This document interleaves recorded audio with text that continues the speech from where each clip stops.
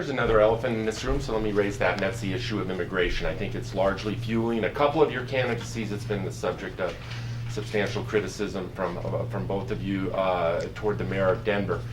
Let me ask the question this way. What is the state role in the federal immigration issue? Is there a state role? Would you support a law modeled after the Arizona law? Or is this simply a federal issue and I should hold my fire and ask Ken Buck and Michael Bennett when they come through here? Tom, we'll start with you. You've made a name for yourself on this issue. I'll give you first crack. The federal government is AWOL on this issue and has been for years. It has absolutely no interest in actually trying to reform education. And there are a lot of reasons, immigration. And there are a lot of reasons for that. For Democrats, it was always because they see people coming across that border illegally and they see undocumented Democrats. When Republicans see illegal immigrants coming across the border, they see cheap labor. As a result, we've had this incredible problem trying to get the federal government to do what they should do, and that is secure the border. It is truly their responsibility, except when they walk away from it. Then states have to do what they can do. And in Colorado and in Arizona, that is happening. Arizona has passed a series of laws that I certainly hope that we would emulate. We have passed laws in Colorado, certainly Senate Bill 90, it has been completely and utterly ignored. It is not being enforced.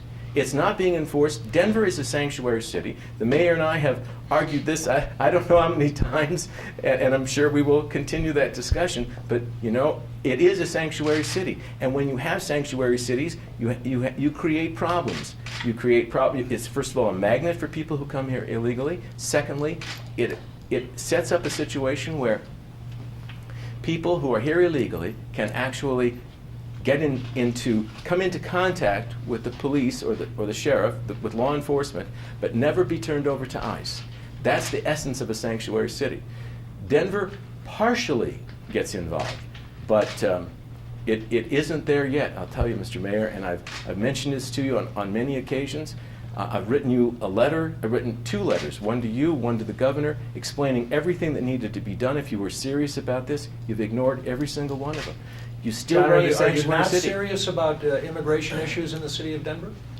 We have always been serious, and I don't care how many times people say it's an immigration or a sanctuary city, it doesn't make it true. And the bottom line is go to every large city in this, every small city in this country, or almost everyone, and we have the same challenges. That there's not space in the prisons to arrest everyone that the congressman wants to put in jail.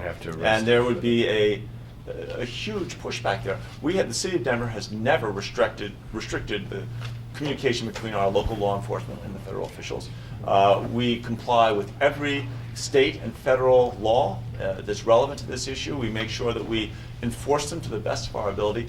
It's interesting that, you know, Arizona, the Sheriff's Association there, opposes the law themselves, right? Is it worth the risk that you're going to end up arresting so many people that you start putting violent criminals back on the streets? And I think those issues are conveniently forgotten. I mean, the congressman talks a lot about, taxes and keeping them low. Who's going to pay for all the prisons and all the jails if we're going to start to lock up, every single person who's stopped for a headlight?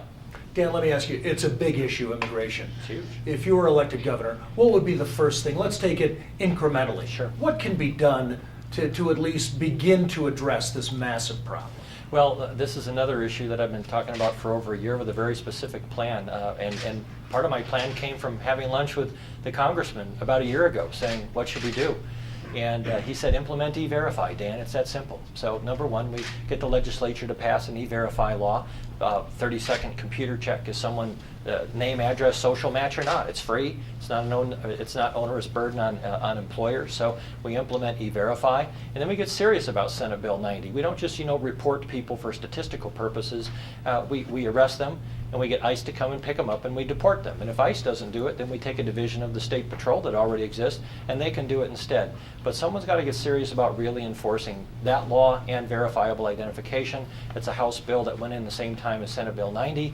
Basically, when someone shows up at our social service system, they better have legal ID to claim the social service, and if they don't, they're asked to leave, plain and simple. E-Verify, Senate Bill 90, enforce verifiable documentation. Most of the problem will go away. I Can I- sense the oh, congressman go has ahead. something I'm to sorry. add to that, though. Well, I Let's- just wanted, if I could, I knew I'd be able to do this today because I see you today, Mayor, Mr. Mayor. And I want to just give you the letter again that I wrote you in September of 2006. I want to give you the letter that we wrote to the governor in October of 2008. It specifically identifies the problem, and it isn't as you've described it. We're not asking you to arrest people, put them in jail, and the rest of that stuff. Just enforce the law.